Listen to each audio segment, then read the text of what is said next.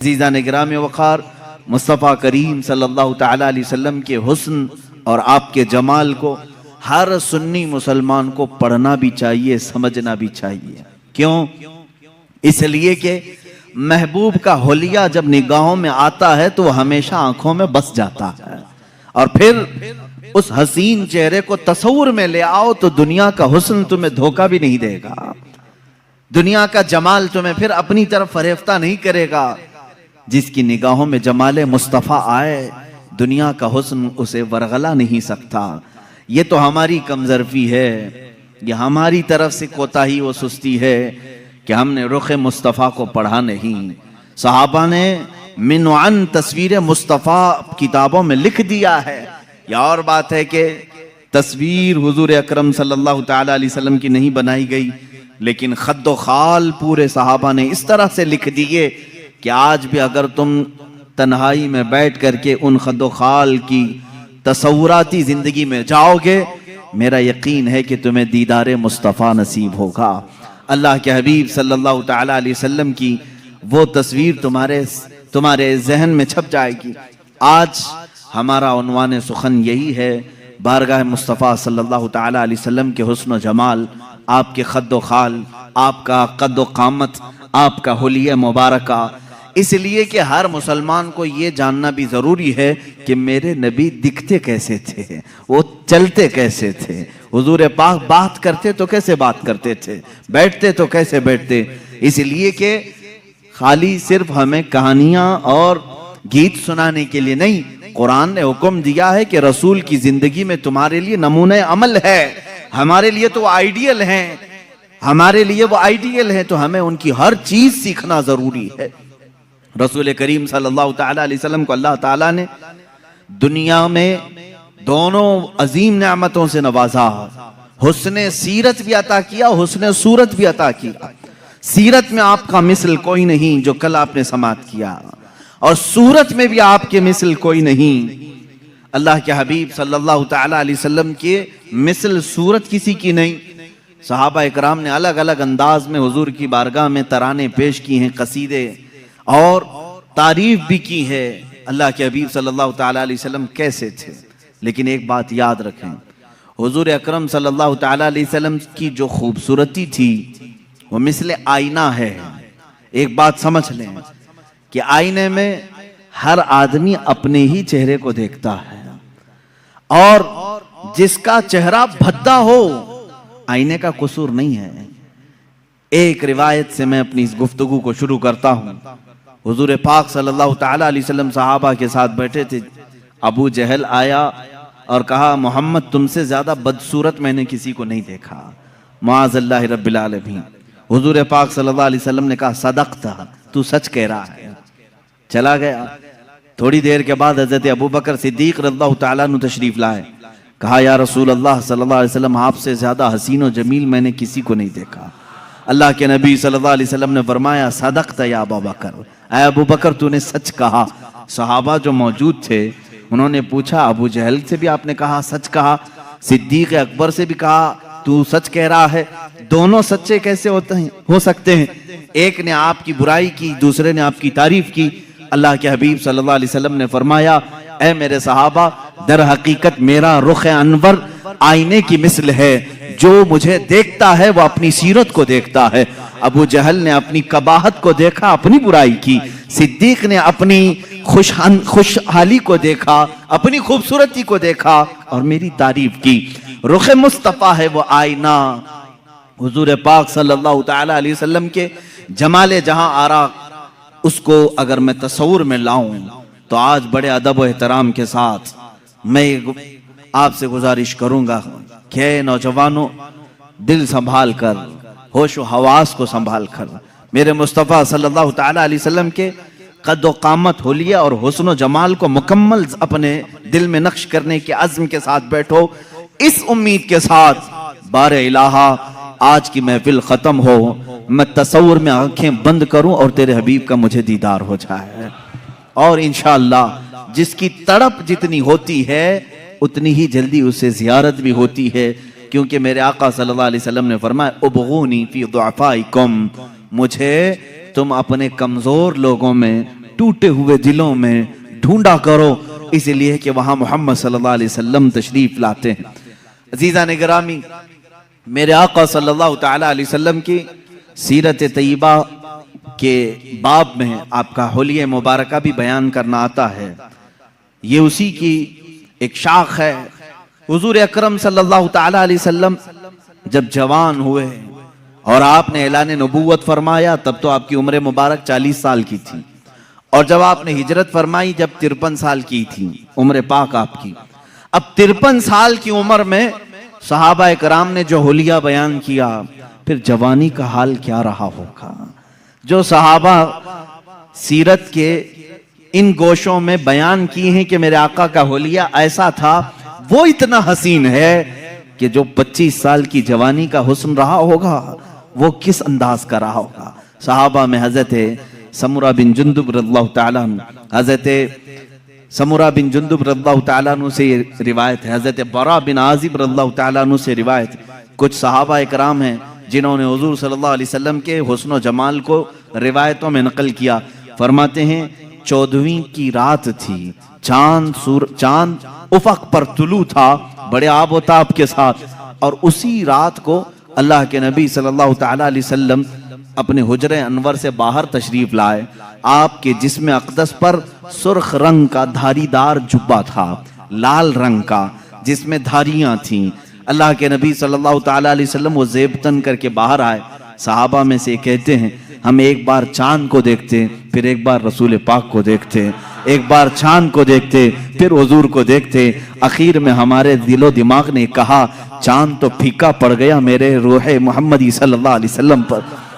मेरे आका सल्लल्लाहु ताला अलैहि वसल्लम के जिस्म अक़दस के सामने चांद फीका लगता था, और हुजूर का हुस्न वो भी सुर्ख धारीदार जुब्बे के अंदर, वो कहते हैं ऐसा लगता था कि पूरे गुलशन में एक गुलाब खिला हुआ है। और आला हजरत रज़ियल्लाहु ताला अन्हु ने तो यूं फरमाया है कि गुलाब गुलशन में देखे हैं लोग, गुलाब गुलशन में, लेकिन मुस्तफ़ा करीम सल्लल्लाहु ताला अलैहि वसल्लम का हुस्न तो ऐसा था कि एक गुलाब में सारा गुलशन खिला हुआ था, सारा गुलशन खिला हुआ था। सहाबा इकराम रिदवानुल्लाहि ताला अलैहिम अजमाइन ने, कई सहाबा ने सूरज से तशबीह दी, कहा मेरे आका सल्लल्लाहु ताला अलैहि वसल्लम सूरज से ज्यादा खूबसूरत दिखते थे। सहाबा से किसी ने पूछा, आपने कहा सूरज से ज्यादा खूबसूरत, सूरज को तो कोई देख ही नहीं सकता। हुजूर पाक सल्लल्लाहु ताला अलैहि वसल्लम के हुस्न और जमाल को लोग देखने के लिए वारफ्ता होते। उस सहाबी ने कहा मैंने वो दोपहर वाला सूरज नहीं कहा, वो चाश्त वाला सूरज कहा है, जिसको देखने से हड्डियों में भी ताकत आती है, जिसकी रोशनी से बदन में भी कुव्वत आती है, उसको दुहा कहते हैं। कुरान पाक में भी वद्दुहा वल्लैलि इज़ा सजा, कुरान में जो आयतें आई हैं, दुहा कहते हैं नाश्ते के वक्त जो सूरज निकला रहता है 8 बजे से लेकर 9 बजे के बीच, जिसकी हल्की हल्की सी रोशनी तुम्हारे जिस्म पर अभी अभी गर्माहट पैदा करती है, और उस वक्त सूरज की टिकिया पर तुम्हारी निगाहें भी टिकती हैं। इस सूरज को कहते हैं दुहा, चाश्त के वक्त वाला सूरज जो पूरी किरणें दुनिया में फैला चुका होता है। और अल्लाह रब्बुल इज्जत ने खुद रुखे मुस्तफा को वो सुबह के सूरज से तशबीह दी है। अजीजान गिरामी, अब यहाँ तशबीहात बहुत सारी हैं, सहाबा कराम ने अलग अलग तशबीहें दी। बाद सहाबा ने कहा वो 14वीं का चांद जब चमकता था, हुजूर अकरम सल्लल्लाहु ताला अलैहि वसल्लम के हुस्न के आगे वो फीका था। और बाद सहाबा ने कहा सूरज के मिसल, लेकिन एक शायर ने कहा है चांद से तशबीह देना ये भी क्या इंसाफ है, चांद से तशबीह देना ये भी क्या इंसाफ है, चांद में तो दाग है हजरत का चेहरा साफ है। ये शायर ने कहा चांद में तो कभी हम 14वीं को देख के चांद को देखते हैं उसमें दाग नजर आते हैं। और शायर ने कहा चांद से तशबीह देना ये भी क्या इंसाफ है, चांद में तो दाग है हजरत का चेहरा साफ है। मेरे आका सल्लल्लाहु ताला अलैहि वसल्लम के रुखे अनवर पर एक धब्बा भी नहीं था, कभी एक कोई इस तरह की फुंसी नहीं आई जिससे लोग कबाहत कर सकते हो, कराहत कर सकते हो। अब जिसमें अतहर का जो हुलिया सीरत में बयान किया गया है वो तवज्जो से सुने। अल्लाह के हबीब सल्लल्लाहु ताला अलैहि वसल्लम कद्दो कामत में نہ بہت زیادہ لمبے تھے اور نہ پست قد تھے، درمیانی قد، لیکن وہ بھی اس کمال کا کہ اگر 1000 کے مجمع میں ہو تو سب سے بلند میرے آقا نظر آتے تھے۔ یہ قد و قامت، صحابہ نے فرمایا وہ بہت زیادہ لمبے نہیں تھے، بہت زیادہ پست قد بھی نہیں تھے، درمیانی قد، لیکن 1,00,000 صحابہ کے درمیان بھی ہوتے، حضور کا چہرہ سب سے نمایاں نظر آتا اور سب سے بلند نظر آتا۔ یہ تو میرے آقا کا معجزہ بھی تھا۔ قد و قامت کے متعلق صحابہ نے یہ فرمایا، اور اس کے بعد صحابہ نے ام المومنین عائشہ صدیقہ رضی اللہ تعالیٰ، ام سلمہ رضی اللہ تعالیٰ، یہ وہ صحابہ اور صحابیات اور ازواج کی تذکرے میں کر رہا ہوں جنہوں نے میرے آقا صلی اللہ تعالیٰ علیہ وسلم کے ساتھ اپنی زندگی کے لمحات بتائے ہیں اور صحبت پائی ہے۔ انہوں نے تاریخ میں حضور کا حلیہ رقم کیا ہے۔ اللہ کے نبی صلی اللہ تعالیٰ علیہ وسلم کی پیشانی مبارکہ ابھری ہوئی تھی، چوڑی تھی، ایسی نہیں کہ بالکل چھوٹی ہو، کشادہ پیشانی تھی، اور حضور اکرم صلی اللہ تعالیٰ علیہ وسلم کی دونوں بھویں جو تھی، ان کو بھویں کہا جاتا ہے، ابرو کہتے ہیں یا بھویں کہتے ہیں، یہ دونوں نہایت گھنے تھے اور بیچ میں آ کر کے مل جاتے تھے، یعنی دونوں بھووں کے درمیان ملاوٹ تھی، اتنا کشادہ نہیں، کھلے ہوئے نہیں، دونوں ابرو مل جایا کرتے تھے۔ یہ خوبصورتی کی اعلیٰ قسم ہوا کرتی ہے، اور حضور پاک صلی اللہ تعالیٰ علیہ وسلم کی پلکیں نہایت گھنی اور لمبی تھی۔ حضور پاک صلی اللہ تعالیٰ علیہ وسلم آنکھ بند کرتے تو نظر آتا، آنکھ کھولتے تو نظر آتا، بلکہ بعض صحابہ کہتے ہیں ایسا لگتا دن ہو رہا ہے رات ہو رہی ہے، دن ہو رہا ہے رات ہو رہی ہے۔ آنکھوں میں یہ جو پلکیں تھی کافی گھنی تھی، اور حضور اکرم صلی اللہ تعالیٰ علیہ وسلم کی بینی مبارکہ یعنی ناک شریف، حضور اکرم صلی اللہ علیہ وسلم کی نہایت ہی کھڑی ناک تھی، سیدھی بالکل، ایسی نہیں کہ چوڑے ہوں یا نتھنے نظر آتے ہوں، لیکن کھڑی ناک تھی، ایسے لگتا تھا کہ جیسے بالکل کسی نے چاندی سے تراش کر کے رکھا ہو۔ یہ بھی صحابہ نے کہا حضور کا جسم ناز ایسا لگتا تھا جیسے کسی نے چاندی میں ڈھال کر کے اتارا ہے، اور یہ بینی مبارکہ تھی۔ اور حضور اکرم صلی اللہ تعالیٰ علیہ وسلم کے رخسار مبارک، حضرت عائشہ صدیقہ فرماتی ہیں نہ بہت زیادہ ابھرے ہوئے تھے، نہ بہت زیادہ چپکے ہوئے تھے، ہموار تھے، لیکن جب حضور مسکراتے تھے تو اس میں انار کی سرخی آتی تھی، اور جب ناراض ہوتے، غصہ ہوتے تو اس میں لال پن نظر آتا تھا۔ صحابہ اس سے محسوس کر لیتے حضور پاک صلی اللہ تعالیٰ علیہ وسلم کے رخسار پاک۔ یہاں تک کہ ایک صحابی نے کہا حضور گورے رنگت کے تھے، لیکن گورے کا مطلب چونے جیسی سفیدی نہیں، بلکہ کہتے ہیں ایسے گورے جس کو کہتے ہیں گلابی رنگت ہو۔ حضور پاک صلی اللہ تعالیٰ علیہ وسلم گلابی مائل تھے خوبصورتی میں، پیشانی ابھری ہوئی چوڑی، رخسار ہموار، بینی، ناک مبارکہ نہایت ہی سیدھی اور کھڑی ہوئی، اور لبھائے ناز اللہ اللہ۔ صحابہ کہتے ہیں حضور پاک صلی اللہ تعالیٰ علیہ وسلم کے ہونٹ نہایت ہی سرخ تھے، ایسا لگتا تھا جیسے کسی نے کلی کیا ہوا ہو، اس کو ایسے تراشا گیا ہو۔ جب میرے آقا صلی اللہ تعالیٰ علیہ وسلم مسکراتے تھے تو لوگوں صحابہ نے بیان کیا اس میں ایک دھار بھی نظر نہیں آتی تھی، جیسے بچوں کے ہونٹ لب نرم و نازک ہوتے ہیں، یہ ہمارے بچوں کے جوان ہوتے ہوتے ہونٹ سخت ہو سکتے ہیں، بڑھاپے میں ہونٹ لٹک سکتے ہیں، لیکن صحابہ جس عمر کی یہ حالت بیان کر رہے ہیں یہ حضور کے 53 سالہ عمر کی بات ہے۔ 53 سالہ عمر کے وقت حضور کے لبھائے ناز نہایت ہی نرم اور بہت ہی دلگداز تھے۔ حضور جب مسکراتے تھے تو یہ ہونٹ پھیل جاتے تھے اور اس میں سرخی نظر آتی تھی، اور رسول کریم صلی اللہ تعالیٰ علیہ وسلم کی ذقن مبارک یعنی ٹھوڈی شریف یہ بالکل ہی مثلث نما، یعنی ایسے نہیں کہ جس کو عیب دار سمجھا جائے، اور داڑھی شریف اتنی گھنی تھی، حضور پاک صلی اللہ تعالیٰ علیہ وسلم کی داڑھی نہایت گھنی، اور بال شریف بہت سیدھے بھی نہیں بہت گھنگرو بھی نہیں، لیکن تھوڑے سے گھنگریالو تھے، اور سر مبارک سے جو بال تھے صحابہ کرام فرماتے ہیں کہ پیشانی سے لٹک کر کانوں کی لو تک آتے تھے، جو زلفیں تھی حضور پاک صلی اللہ علیہ وسلم کی، اور کبھی کندھوں تک آ جاتے تھے، لیکن ان زلفوں میں بل کھائے ہوئے تھے، یعنی ہلکے ہلکی سے گھنگریالو تھے، اور رسول کریم صلی اللہ تعالیٰ علیہ وسلم کے کانوں سے جب یہ گھنے بال کندھوں تک لٹکتے تھے، ماں عائشہ صدیقہ فرماتی ہیں کالے بال، نہایت کالے بال، جب وہ دونوں کندھوں تک لٹکتے تھے اور ان بالوں کے بیچ میں دونوں کان ایسے لگتے جیسے تارے رات میں کھلے ہوئے ہوں، دو بڑے ستارے ان گھنے بالوں کے درمیان کھلے ہوئے ہوں۔ صحابہ کہتے ہیں اسی طرح سے نظر آتے تھے، کیونکہ کانوں میں بالکل سفیدی تھی، بہت ہی روشنی تھی، اور بال نہایت ہی رنگ کالے، اور ان کالی رنگت میں جب وہ سفید رنگ کے کان ہوں یقیناً وہ خوبصورت ہوں گے، یقیناً وہ تارے سے زیادہ خوبصورت لگتے ہوں گے۔ اب گردن مبارک جو تھی صحابہ کہتے ہیں سراہی نما تھی، ایسے جیسے کہ حضور اکرم صلی اللہ علیہ وسلم پانی پی رہے ہوں تو صحابہ کو یہ تک نظر آتا تھا کہ پانی اتر رہا ہے، جیسے شیشے کے اندر سراہی میں پانی ڈالا جائے۔ اور ایک صحابی بیان کرتے ہیں حضور پاک صلی اللہ تعالیٰ علیہ وسلم سے جس نے مصافحہ کیا، وہ ہتھیلیاں اتنی نرم و گداز تھی، کہتے ہیں دنیا کے کسی ریشم میں اتنی نرم و گدازت نہیں ہوتی، اتنی لطافت نہیں ہوتی، اتنی لطافت۔ اور وہ بھی کس عمر کی بات؟ 53 سالہ عمر کی بات ہے۔ ہاتھ جوان ہوتے ہوتے سخت ہونے لگتے ہیں، بچوں کے تو ہم سمجھ لیں گے کہ نرم ہوں گے، لیکن جوانی میں ہاتھ چھوتے ہوئے محنت کرتے ہوئے سخت ہو سکتے ہیں۔ صحابہ نے جو حلیہ بیان کیا ہے یہ رسول کریم صلی اللہ علیہ وسلم کے 53 سال کے بعد کا حلیہ ہے، اور اتنے نرم کہ جو ایک مرتبہ مصافحہ کرے اس کو ایسا لگتا کہ میں نے اپنے ہاتھ کسی دیباجے میں، کسی ریشم کی کان میں رکھ دیا ہے۔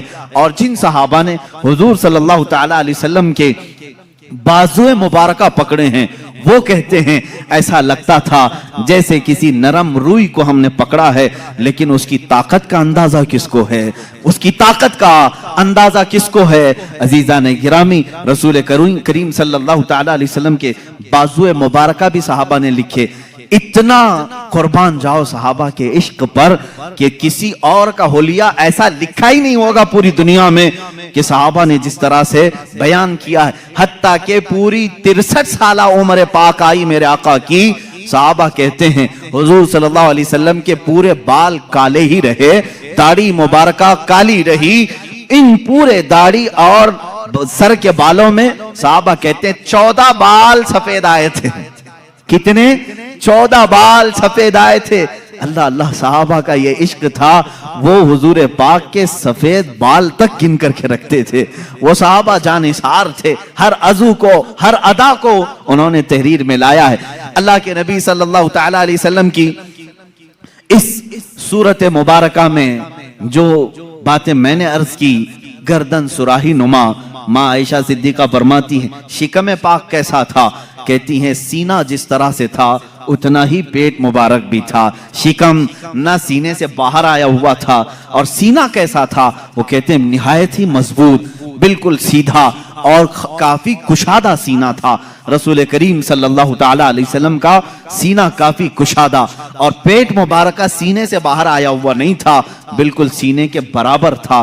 اور ماں عائشہ صدیقہ رضی اللہ تعالیٰ عنہ نے اب قدمہائے ناز کو بھی بتایا ہے۔ اللہ اللہ، رسول کریم صلی اللہ تعالیٰ علیہ وسلم کے پیر مبارک اس قدر حسین و جمیل تھے، کہتے ہیں کہ ان کے پیروں کے اندر ایک عجیب تاثیر یہ تھی کہ وہ پتھر پر رکھتے تھے تو نشان آ جاتا تھا، تھے اتنے نرم و نازک کہ اگر ہم ہاتھ میں لے لیں تو روئی کا سا احساس ہو، لیکن جب وہ سخت پتھر پر میرے آقا قدم رکھتے تو پتھر نرم ہوتا اور نقشے رسول پاک، قدم رسول پاک کو اپنے سینے میں لے لیتا۔ رسول کریم صلی اللہ تعالیٰ علیہ وسلم کے کف پا، حضور پاک کے قدم پاک کے نقش کو بہت ساری جگہوں پر محفوظ کیا گیا، آج بھی پتھروں پر حضور کا نقش پا ملتا ہے۔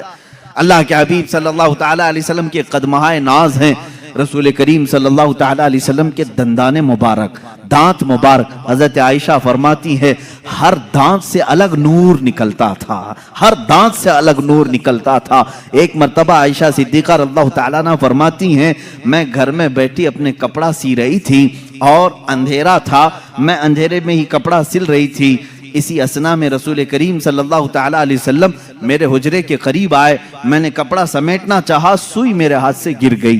حجرے میں سوئی کہاں نظر آئے؟ اندھیرے میں۔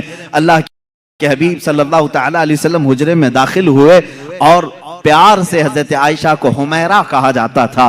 या हुमैरा, ए हुमैरा, किस चीज की तलाश में हो? हुजूर पाक ने मुस्कुराया। जब मुस्कुराते थे तो 4 दंदाने मुबारका हुजूर के नजर आते थे। हजरत आयशा फरमाती हैं, उन दांतों से इतनी रोशनी निकली कि मेरी गुमशुदा सुई मुझे मिल गई। 4 दंदाने मुबारका की रोशनी से हुजरे में इतनी रोशनी आई थी कि हजरत आयशा फरमाती है, मेरी गुमी हुई सुई मुझे वापस मिल गई।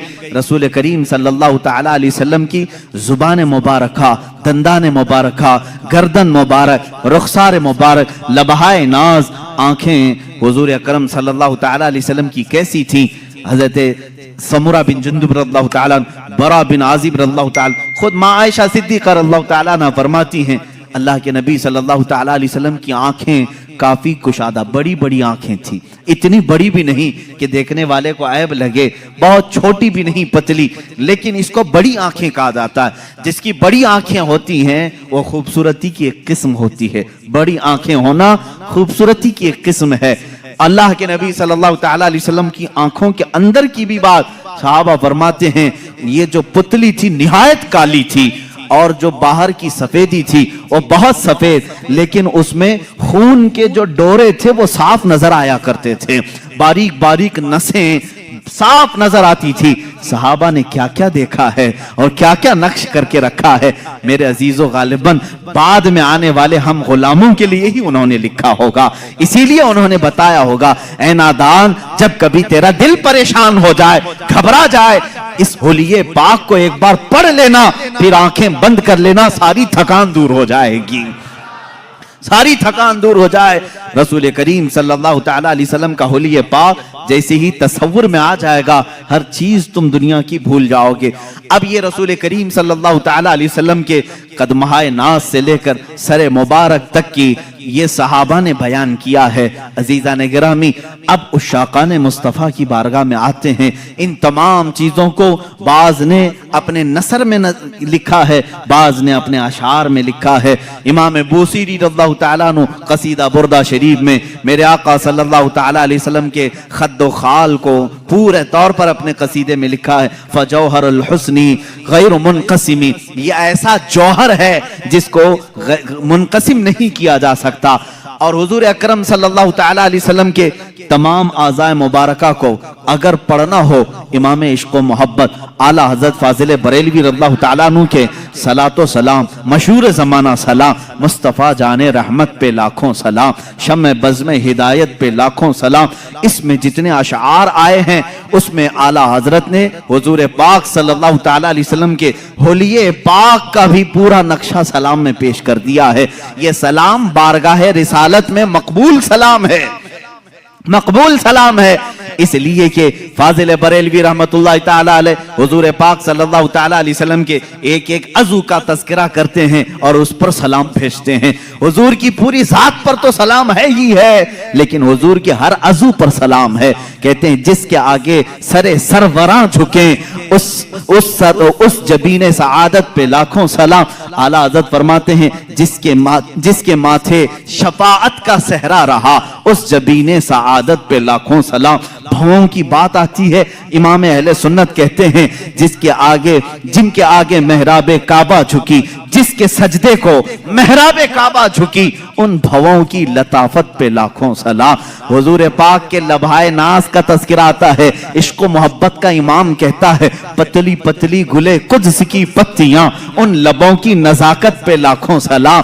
और मुंह मुबारक की बात आती है, इमाम इश्क व मोहब्बत पुकारते हैं, वो दहन जिसकी हर बात वही खुदा, वो दहन जिसकी हर बात वही खुदा, उसकी काहिर रियासत पे लाखों सलाम। अरे जुबान पाक को भी ये इमाम हमारा इस तरह सलाम पेश करता है, कहते हैं वो जुबान जिसको सब कुन की कुंजी कहें, उसकी नाफिज हुकूमत पे लाखों सलाम।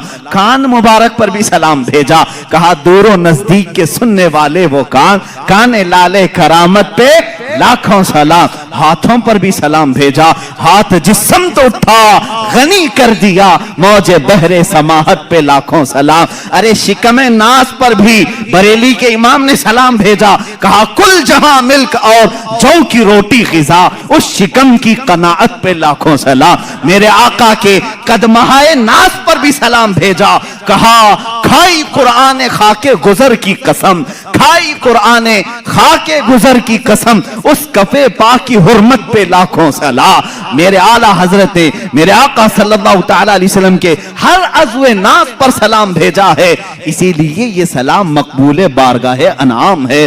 رسول کریم صلی اللہ تعالی علیہ وسلم کے دربار میں یہ قبول کیا ہوا سلام ہے۔ عزیزان گرامی وقار، مصطفیٰ کریم صلی اللہ تعالی علیہ وسلم کے حلیے ناز کی ظاہری صورت میں نے آپ کے سامنے بتائی، ان کی باطنی جو صورت ہے اللہ اس پر بڑی لمبی گفتگو ہوگی۔ میں نے تو صرف یہ بتایا کہ آنکھیں حضور پاک کی بڑی بڑی تھیں، اس میں کالی کالی پتلیاں اور نہایت ہی سفید قسم کی سفیدی، یہ تو ظاہری آنکھوں کی صورت ہم نے آپ کے سامنے رکھی، بھویں ایک دوسرے سے ملتی ہیں، یہ تو ہم نے ظاہری صورت آپ کے سامنے رکھی، لیکن اس کی جو باطنی معنوی حقیقی جو تاثیرات ہیں وہ اپنی جگہ پر ایک الگ مقام رکھتی ہیں۔ آنکھیں صرف وہ نہیں کہ بڑی ہو جائیں خوبصورت ہیں، بلکہ احادیث میں کہا ہے یہ آنکھیں خوبصورت تو تھی ہی، لیکن دیکھتی کیا کیا تھی؟ کہتی ہیں احادیث کہتی ہیں، حضور نے فرمایا اے میرے صحابہ نماز پڑھ کر کے فارغ ہوئے، حضور فرماتے ہیں اے میرے صحابہ رکوع اور سجدے میں نہایت خشوع و خضوع میں رہو، دل کو جمائے رکھو۔ صحابہ گھبرا گئے، یہ جماعت سے نماز ہوئی ہے، امام سید الانبیاء، صحابہ مقتدی، نماز کے بعد صحابہ سے کہہ رہے ہیں رکوع سجدہ برابر کرنا۔ کیوں؟ صحابہ نے پوچھا یا رسول اللہ صلی اللہ تعالی علیہ وسلم کیا بات ہے؟ اللہ کے نبی فرماتے ہیں اے میرے صحابہ جس طرح میں اپنے آگے دیکھتا ہوں ویسے میں اپنے پیچھے بھی دیکھتا ہوں، اور پھر فرمایا انی ارا ما لا ترون، میں وہ سب دیکھتا ہوں جو تم نہیں دیکھتے۔ وہ رسول کریم صلی اللہ تعالی علیہ وسلم کے نگاہوں کا ظاہری جمال اپنی جگہ، جس طرف اٹھ گئی دم میں دم آ گیا، اس نگاہ عنایت پہ لاکھوں سلام۔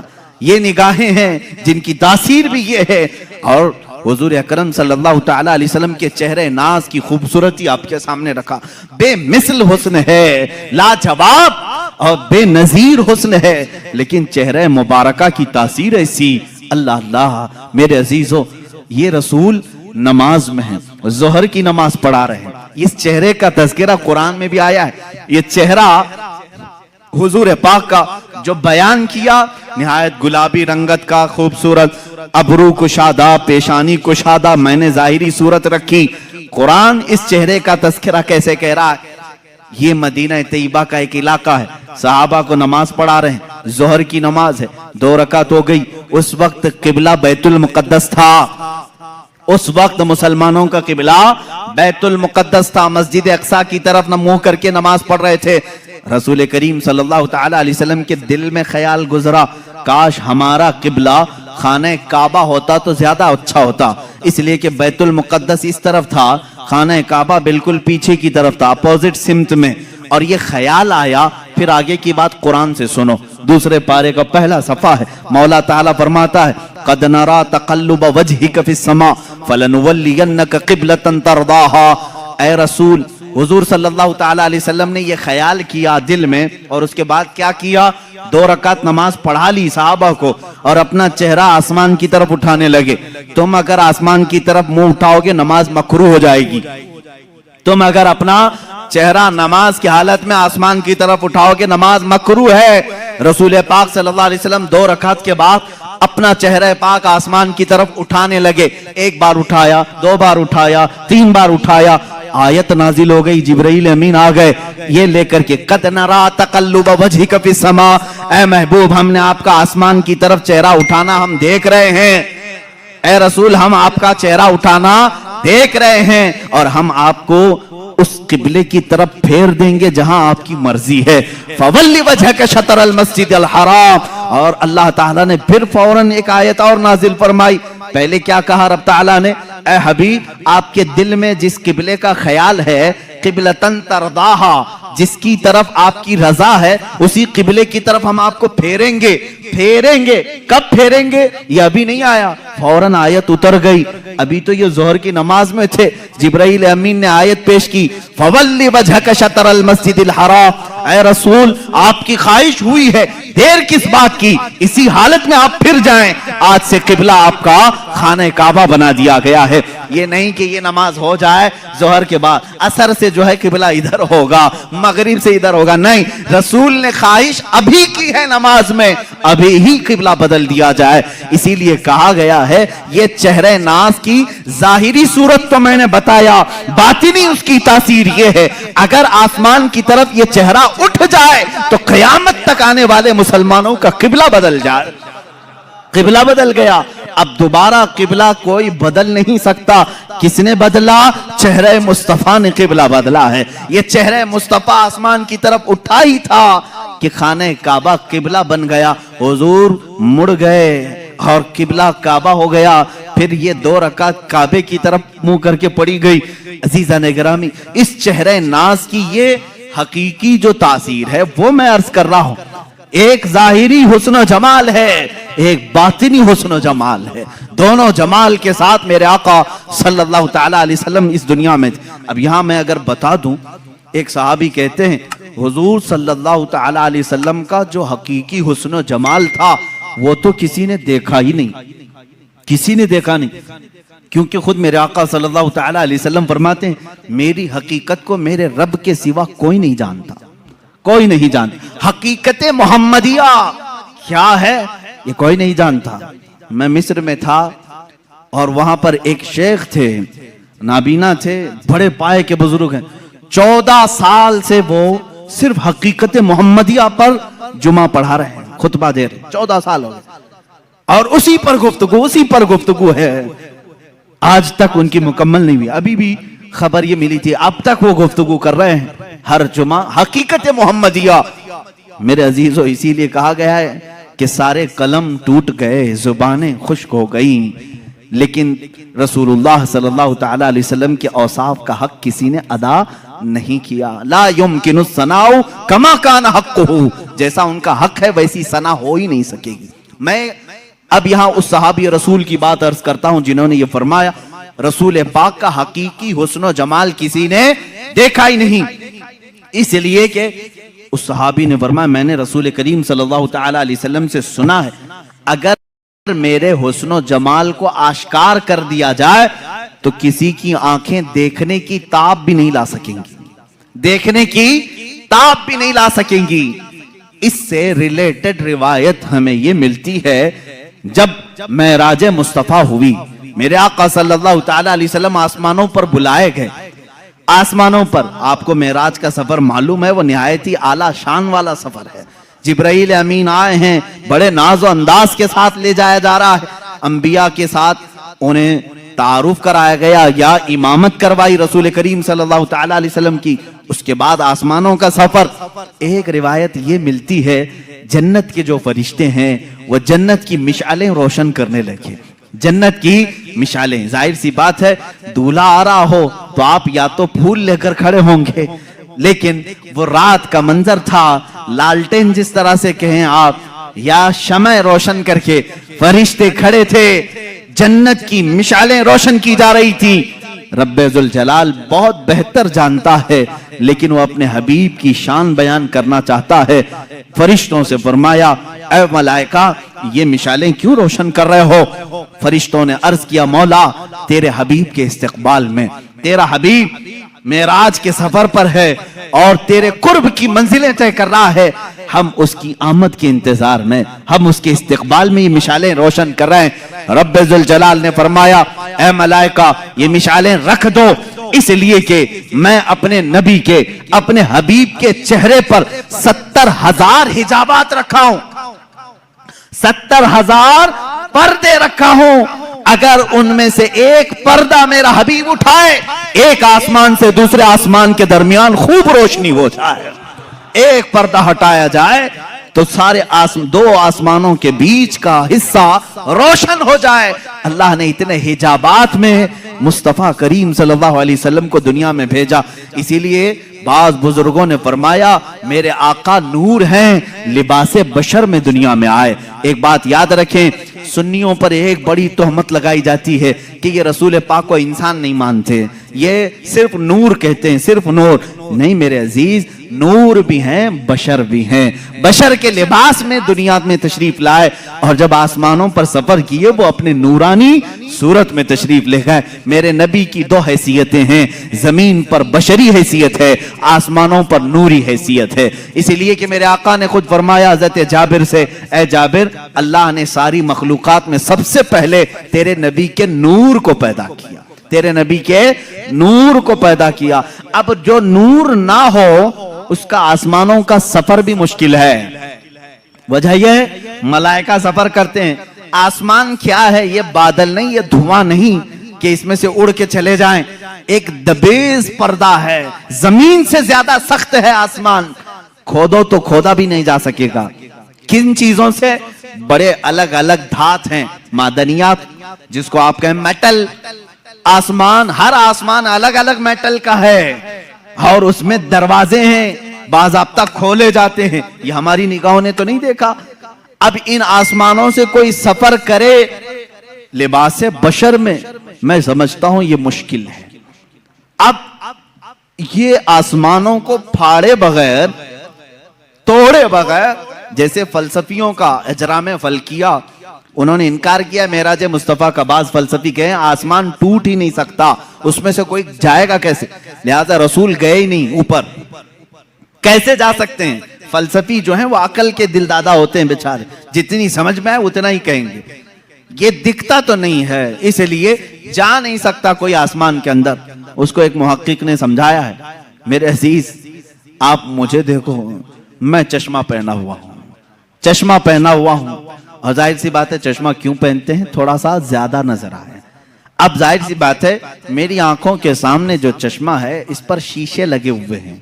अब देखने वाली जो चीज हमारे अंदर होती है वो क्या है, आंखों के अंदर नूर का एक हल्का दाना होता है, नूर का एक हल्का जर्रा होता है। अगर वो नूर मर गया तो तुम्हारी आंखें भी अंधी हो गई। हर इंसान की आंख में नूर, इसीलिए तो हम कहते हैं ना आंख अता कीजिए उसमें ज्यादी। और आंखों का नूर, नूर क्यों कहा जाता है, हर आंख के अंदर नूर का एक जर्रा है और वही देखने के काबिल भी होता है।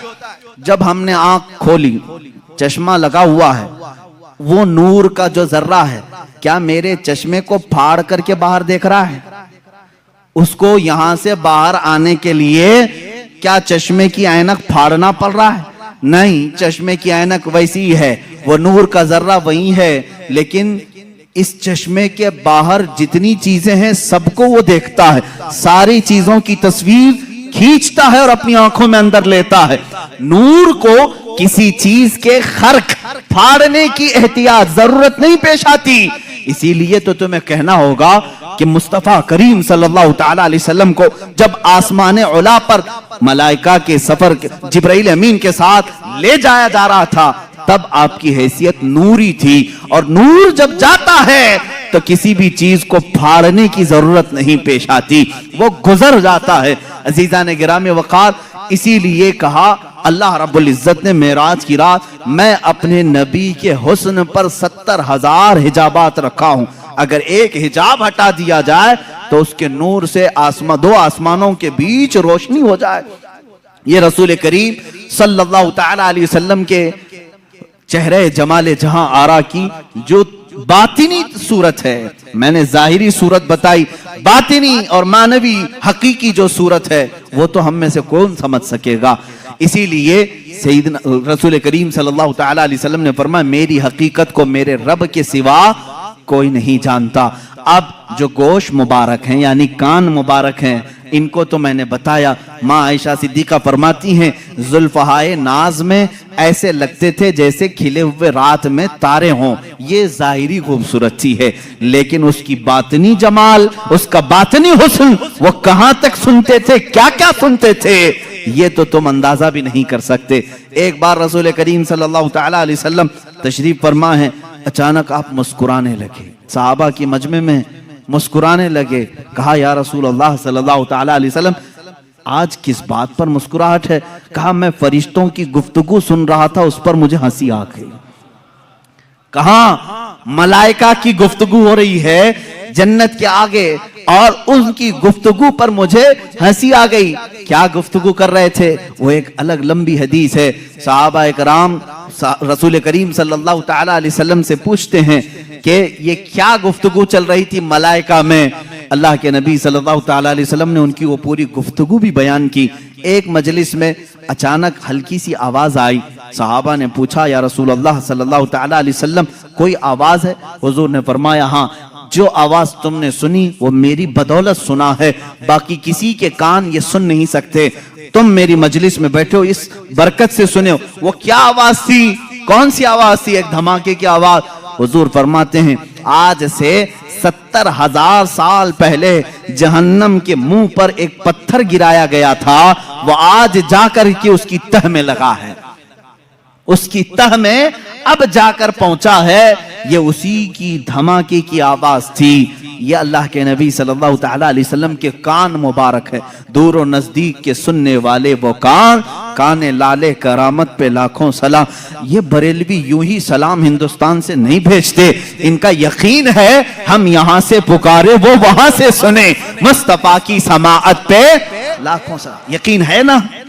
यकीन है, इसलिए तो हम यहां से पुकारते भी हैं और मेरे आका सुनते भी हैं। इसलिए कि वो कान, जाहिरी कानों की खूबसूरती अपनी जगह पर, लेकिन जो बातनी और उसकी मानवी खूबसूरती थी उसको तो हदीसों ने बयान किया है। अल्लाह के नबी सल्लल्लाहु तआला अलैहि वसल्लम क्या क्या सुनते थे, क्या क्या देखते थे, बहुत सारी हदीसें हैं मेरे अजीजों।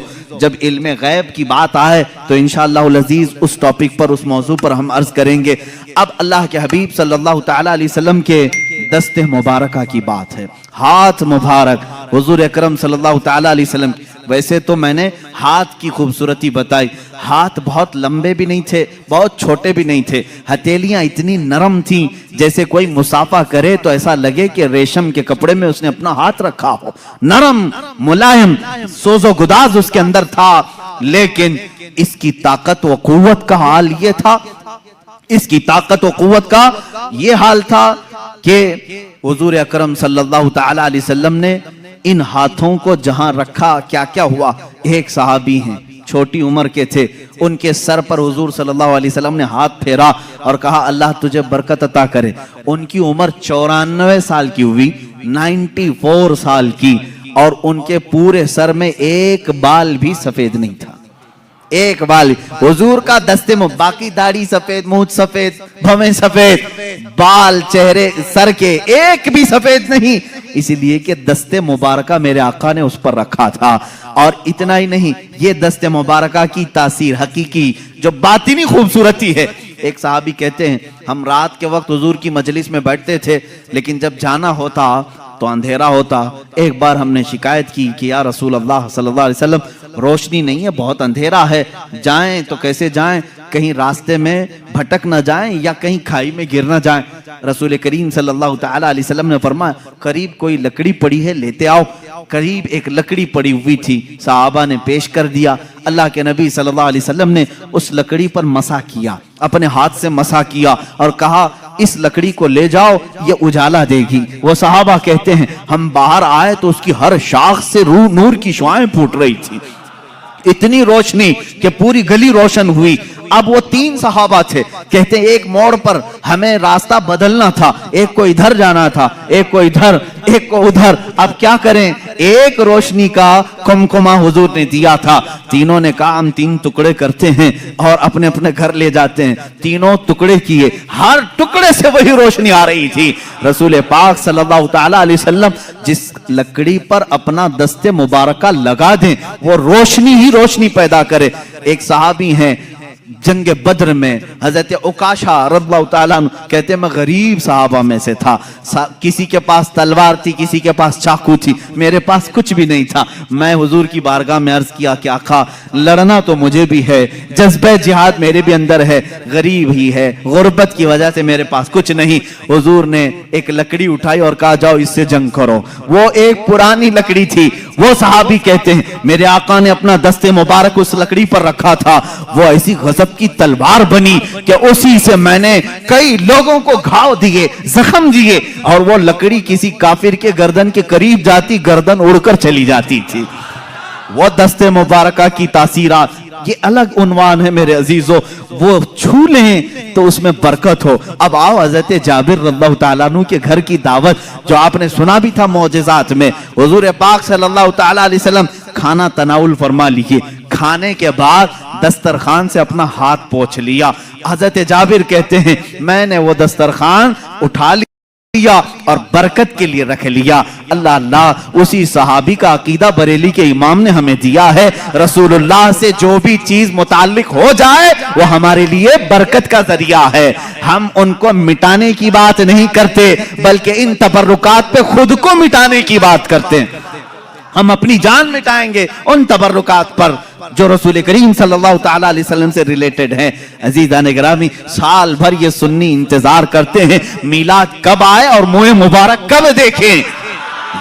ہم تو حضور پاک صلی اللہ تعالیٰ علیہ وسلم کے جسم ناز کے ہر عضو سے محبت کرتے ہیں۔ خیر، حضرت جابر فرماتے ہیں میں نے وہ دسترخوان اٹھا لیا، اونچے طاق پر رکھا، کبھی ایسا ہوتا کہ وہ میلا ہو جاتا یا دھول لگ جاتی تو ہم اس کو دھوتے نہیں، بھڑکتے ہوئے آگ کے تندور میں ڈال دیتے تھے، آگ کے تندور میں دسترخوان کو ڈال دیتے، تھوڑی دیر کے بعد اس کو نکالتے، کپڑے کا ایک رواں بھی نہیں جلتا، میل تو چلا جاتا تھا، میل نکل جاتا، کپڑے کا ایک رواں بھی نہیں جلتا۔ یہ دست مصطفیٰ کی کرامت ہے، یہ رسول کریم صلی اللہ تعالیٰ علیہ وسلم کے دست مبارکہ کا معجزہ اور اس کی حقیقی باطنی خوبصورتی ہے۔ اب یہاں پر میں سنیوں سے یہ کہوں گا، اے میرے عزیزو، اللہ کے نبی صلی اللہ تعالیٰ علیہ وسلم سے قریب ہونا چاہتے ہو کہ نہیں ہونا؟ میرے آقا نے فرمایا جو مجھ پر دنیا میں کثرت سے درود پڑھے، بعض روایات میں ہیں 100 مرتبہ درود پڑھنے کی عادت ڈال لے، اللہ کے نبی فرماتے ہیں کل قیامت کے دن میں اس کو اپنے ہاتھوں سے مصافحہ کروں گا۔ ہائے، اگر وہ نرم و نازک ہاتھ، وہ سوز و گداز و ملائم ریشمی ہاتھ قیامت کے دن اگر ہمارے ہاتھوں میں آ جائے، میرا وجدان یہ کہتا ہے رسول پاک اگر دسترخوان کو ہاتھ لگا دیں اسے آگ نہیں جلاتی، جس امتی سے مصافحہ کر لے اس پر بھی جہنم کی آگ نہیں جلائے گی انشاءاللہ العزیز۔ جہنم کی آگ سے وہ بندہ بچے گا جس کو رسول پاک نے مصافحہ کیا ہو۔ اس لیے آج سے عادت ڈالیں گے، روزانہ میرے آقا کی بارگاہ میں درود پاک بھیجیں گے۔ اس وقت تک ہم نہیں سوئیں گے جب تک حضور پاک کی بارگاہ میں ہدیہ درود نہیں بھیج لیتے۔ پڑھیں درود مبارکہ، اللہم صلی علی سیدنا و مولانا محمد معدن الجود والکرم وآلہ واصحابہ الکرام وابنہ الکریم وبارک وسلم صلاۃ دائمۃ سرمدا ابدا۔ میرے عزیزو، اب ایک ایک عضو پر میں تفصیلی گفتگو کرتے چلا جاؤں، وقت نکل جائے گا۔ اب آئیں حضور پاک صلی اللہ تعالیٰ علیہ وسلم کے قدم ناز کے متعلق بھی آپ نے سنا کہ آپ پتھر پر بھی رکھتے تو پتھر نرم ہوتا اور اس میں نقش پیدا ہو جاتا، نقش پیدا ہوتا۔ اور ان قدموں کی بات تو یہ ہے کہ جس زمین پر میرے آقا نے قدم رکھے ہیں وہ کون سی زمین؟ مکہ۔ اللہ نے قرآن پاک میں اس زمین کی قسم یاد فرمائی، لا اقسم بہذا البلد وانت حل بہذا البلد۔ مولا فرماتا ہے قسم ہے اس شہر مبارک کی، کون سے؟ مکہ کی قسم۔ قرآن میں ہے سورہ بلد آپ پڑھیں 30ویں پارے میں، اللہ فرماتا ہے اس شہر کی قسم۔ کیوں قسم؟ قسم مقدس چیز کی اٹھائی جاتی ہے۔ اللہ فرماتا ہے وَأَنْتَ حِلٌّ بِهَذَا الْبَلَدِ، اس لیے قسم کہ میرا حبیب اس شہر میں جلوہ گر ہے۔ قدم مبارک کھائی قرآن خاکے گزر کی قسم، اس کفے پاک کی حرمت پہ لاکھوں سلام۔ رسول کریم صلی اللہ تعالیٰ علیہ وسلم کے قدمہائے ناز جہاں پڑے ہیں وہ گل و گلزار بنا ہے، اس لیے کہ حدیث میں ہے مدینے کا پہلا نام کیا تھا؟ یثرب تھا۔ اب ہم یثرب نہیں کہتے، لیکن تاریخ بتانے کے لیے صرف کہنے کی اجازت ہے۔ کسی نے اگر یثرب کہہ دیا تو اس نے حرام کیا، اس نے گناہ کیا۔ المدینۃ المنورہ، نہایت ہی روشن شہر یہ مدینہ ہے۔ مدینے کا دوسرا نام طیبہ ہے، طابہ ہے، طوبہ ہے۔ حضور اکرم صلی اللہ تعالیٰ علیہ وسلم کی آمد سے پہلے اس کے حالات بتا دوں۔ یثرب کہتے ہیں بیماریوں کے مرکز کو، جہاں ہر طرح کی بیماریاں، طرح طرح کی بیماریاں رہتی ہوں، وہ یثرب تھا، یہ شہر، یہاں جو جاتا وہ بیمار ہو کے آ جاتا. اور اس شہر میں بلائیں عام تھی، وبائیں عام تھی، لوگ بیمار ہوتے، مرتے، طرح طرح کے قسم قسم کے بخار آتے تھے. لیکن میرے آقا صلی اللہ تعالیٰ علیہ وسلم نے اپنا قدم ناز وہاں رکھا تو یثرب ختم ہو گیا اور پھر وہ ہمیشہ کے لیے مدینہ ہو گیا. اتنا ہی نہیں، مدینے میں میرے آقا نے قدم رکھا، وہ بیماریاں تو چلی گئیں، وہ وبائیں تو چلی گئیں، بلائیں تو چلی گئیں، لیکن ساتھ میں میرے آقا نے اب یہ فرمایا، اب یہ یثرب نہیں، اب مدینہ ہے. اس کی عزت یہ ہے، غبار المدینہ فیہ شفاء. میرے آقا فرماتے ہیں اس کی دھول میں بھی اللہ نے شفا رکھی ہے. اڑتی ہوئی دھول مدینے کی اللہ فرماتا، رسول پاک فرماتے ہیں اس میں شفا ہے. خاکے شفا کہاں سے لاتے ہو؟ خاکے شفا کہاں سے لاتے ہو؟ مدینے کی ہی مٹی ہے. اس مدینے کی مٹی میں شفا آئی کہاں سے؟ مٹی تو زمین کی ہے، وہ قدم ناز کی برکت ہے. میرے آقا صلی اللہ تعالیٰ علیہ وسلم کے قدمہائے ناز جہاں رکھے جائیں. اب بریلی کے امام اعلیٰ حضرت فاضل بریلوی رضی اللہ تعالیٰ عنہ نے اپنے اشعار میں جو تمنائیں کی ہیں وہ ہلکی پھلکی نہیں ہیں، ہلکی پھلکی نہیں ہے. مدینے میں قدم رکھا رسول پاک نے، ساری بلائیں ختم، وبائیں ختم، بیماریاں ختم. لیکن وہ زمین اب شفا کا مرکز بن گئی. جو وہاں جائے مٹی اٹھائے اپنی جلد پر لگائے صحت یاب ہو جائے. اب یہ حدیث پاک میں موجود ہے. اعلیٰ حضرت فرماتے ہیں یا رسول اللہ صلی اللہ تعالیٰ علیہ وسلم، آپ کے یہ جو کفے پا کہتے ہیں تلووں کے نیچے والا حصہ، کف کہتے ہیں ہتھیلی کو، پا کہتے ہیں پیر کو، کفے پا پیروں کا جو تلوہ ہے اتنا مقدس ہے کہ رکھ دیں تو بیماریاں ختم، بلائیں ختم، وبائیں چلی جائیں اور پھر وہ مرکز شفا بن جائے. تو کیوں نہ میں تمنا کروں. بریلی کے امام نے یوں کہا، دل کرو ٹھنڈا میرا وہ کفے پا چاند سا. چاند جیسا جو کفے پا ہے آپ کا یا رسول اللہ، دل کرو ٹھنڈا میرا وہ کفے پا چاند سا. سینے پہ رکھ دو ذرا تم پہ کروڑوں درود. تمنائیں کیسی ہیں. بریلی کے امام نے تمنا کیا کیا، یا رسول اللہ وہ کفے پا ذرا میرے سینے پر بھی رکھ دو تاکہ سینے کے اندر موجود ساری وبائیں ختم ہو جائیں. اور بلکہ حضور اگر کسی کے سینے پر کفے پا رکھ دیں اس کا سینہ بھی مرکز شفا بن جائے، وہ جس سے ملاقات کرے. اسی لیے یقیناً اعلیٰ حضرت کی دعا قبول ہوئی ہوگی. خواب میں کبھی نہ میرے آقا نے اپنا قدم پاک یا کفے پا سینے پر دیا ہوگا، اس لیے کہ نہ کہنا میرے رسول کی عادت ہی نہیں. اعلیٰ حضرت نے اگر دعا کیا ہے سینہ مبارکہ پر قدم ناز رکھا ہوگا تو اب جیسے مدینے سے بلائیں ختم ہوئی، وبائیں ختم ہوئی، مدینہ مرکز شفا ہو گیا، یہاں بریلی کے امام کا سینہ عشق و محبت کا امام بن گیا. جو سینے سے لگا اس کے اندر بھی عشق آ گیا، جو ان کی باتیں کیا اس کے اندر بھی محبت و عشق بھر گئی. یہ ہے قدم ناز کی برکت. اسی لیے بزرگوں نے کہا اعلیٰ حضرت جو ہے معجزۃ من معجزات رسول اللہ ہے. رسول اللہ کے معجزات میں سے ایک معجزے کا نام ہے. عزیزان گرامی، حضور اکرم صلی اللہ تعالی علیہ وسلم کے میں نے آنکھیں مبارکہ، دست مبارکہ، چہرے مبارکہ، کان مبارک، آپ کے قدم مبارک کا ذکر کیا. ایک عظیم چیز ہے جس کے صحابہ بھی مشتاق تھے، ایک عظیم چیز ہے، وہ ہے میرے آقا صلی اللہ علیہ وسلم کا پسینہ مبارک. اللہ اللہ واللہ جو مل جائے میرے گل کا پسینہ. یہ امام عشق و محبت. کہاں کہاں میں ان کو چھوڑوں، اپنی تقریر آگے بڑھتی نہیں. بریلی کو چھوڑے بغیر جہاں جہاں جائیں سہارا لینا ہی ہے.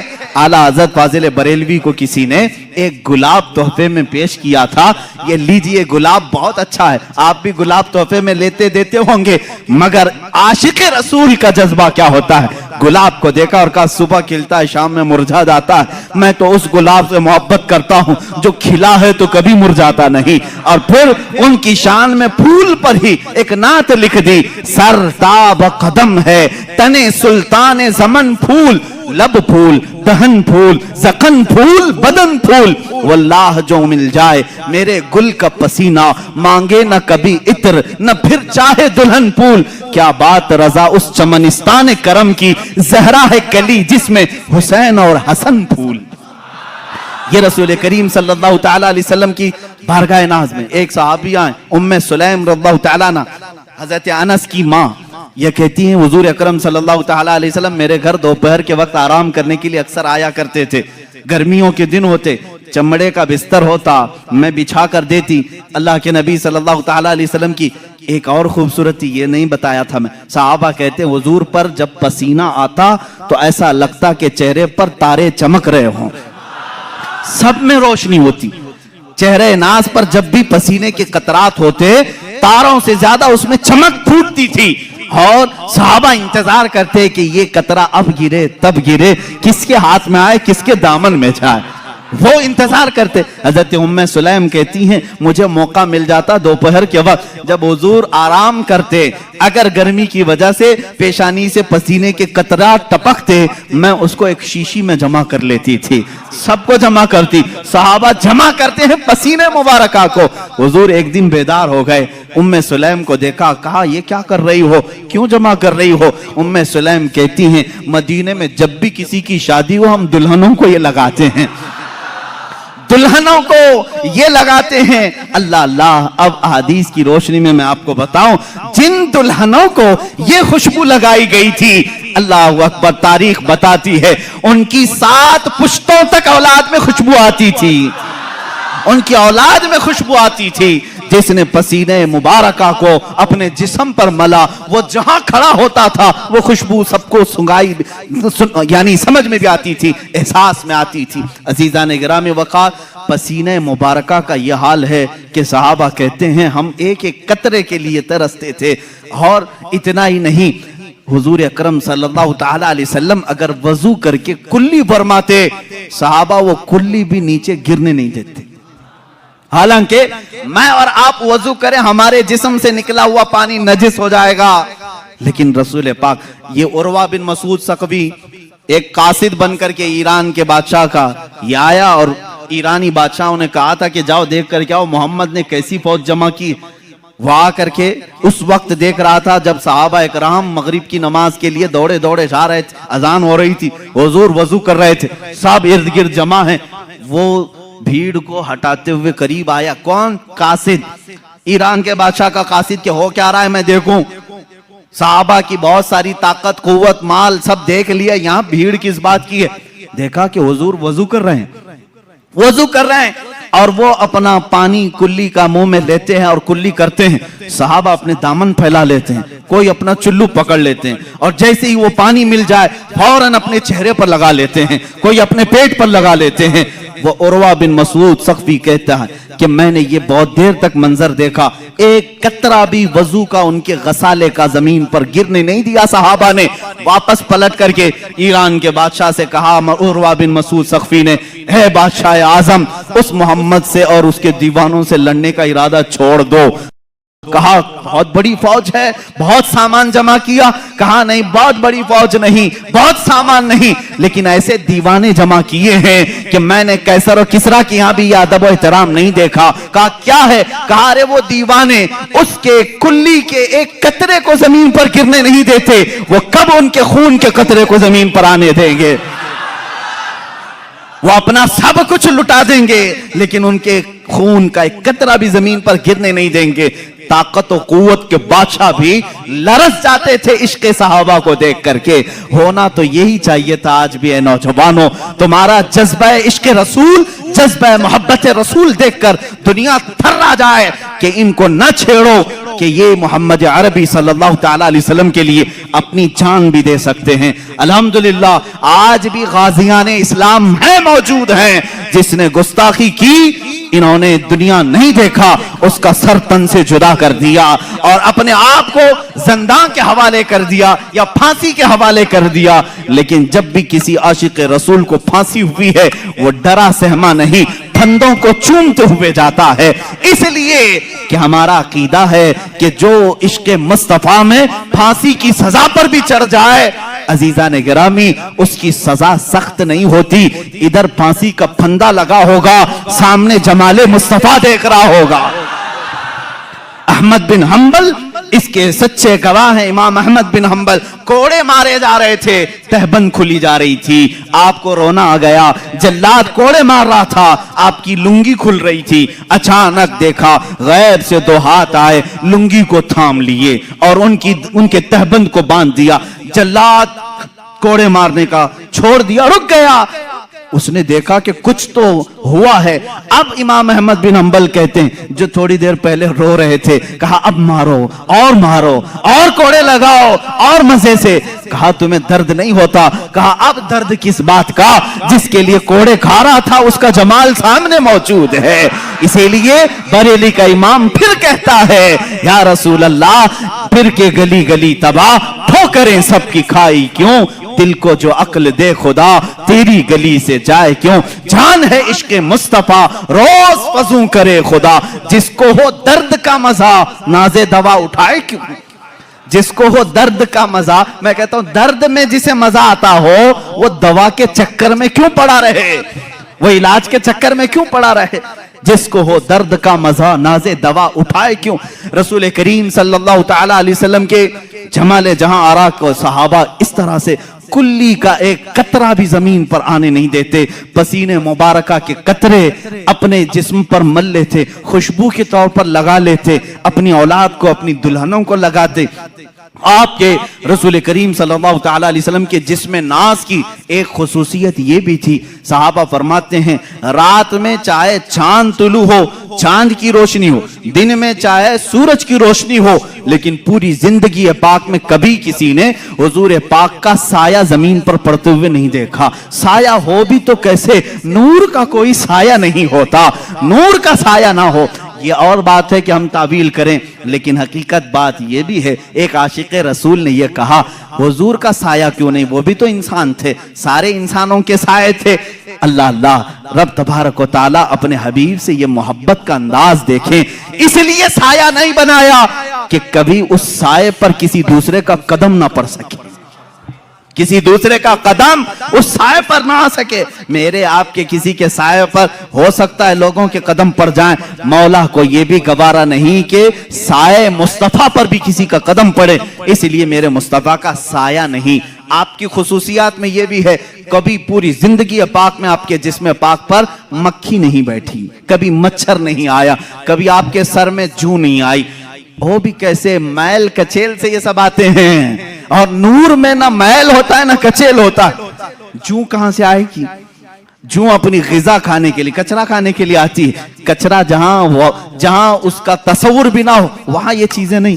کبھی آپ کو حضور اکرم صلی اللہ تعالی علیہ وسلم کو آپ کے جسم پاک پر مچھر کے بیٹھتے ہوئے نہیں دیکھا, اور مکھی کو بیٹھتے ہوئے نہیں دیکھا, کسی نے نہیں. اور کبھی آپ کے قریب نہ مچھر آتا نہ مکھی آتی.